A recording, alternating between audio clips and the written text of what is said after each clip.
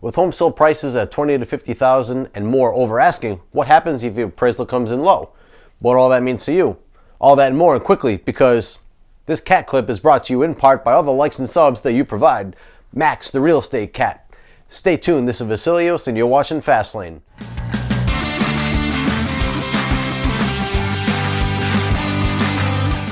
If this is your first time on this channel and you want to get the latest actionable tips from a local realtor that'll actually save you time, save you money, and result in a smooth real estate deal, give us a like, hit the subscription button below, and smack the bell icon so you don't miss any content. Now, onto it.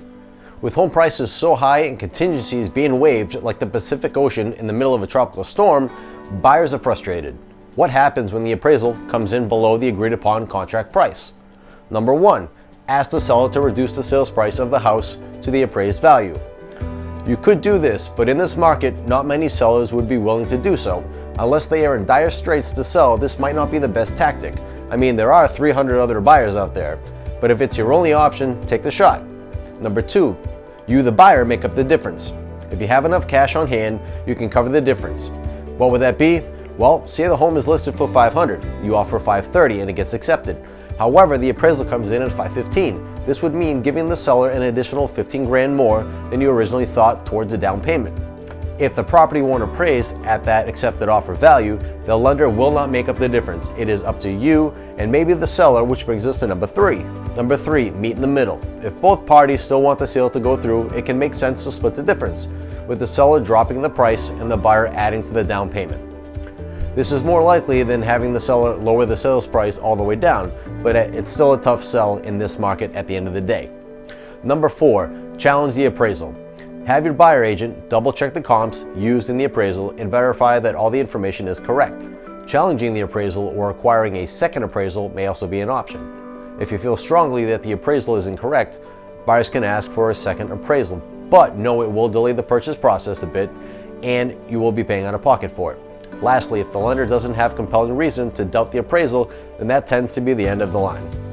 Number 5, the buyer walks away. I know you don't want to hear this, but if you don't have the reserves to cover the difference and the lender will not proceed with another appraisal in hopes it meets the offer price, it may be in your best interest to walk away and move on to the next one. This market, after all, is all about patience and persistence. Number 6, stay calm. The hardest part about this market is the most simple. Above all, stay calm. Look at the facts, study the numbers, and let your agent do the negotiating. If it does not make dollars and cents, then maybe it's best in the long run to walk away.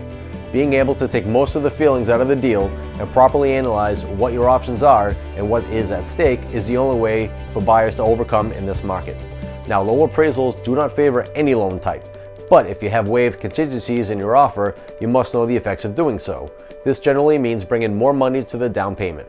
If you have a loan that requires an appraisal, such as the VA loan, you may have a harder time competing with other offers that have waived these contingencies. Your only way to secure that home is to offer a higher offer and more earnest money in order to have the best chances. Hey guys, if there's anything in the world that you want to talk about, a question, reach out anytime. No obligations. Really, 508-821-8835. Could be about weather, cars, real estate, racing, whatever. Now, if you like this video, then check out these at the top of your screen. And if you need a guy like me, I have a guy like me's info in the description below. As always, thank you for watching. I'll see you in the next one.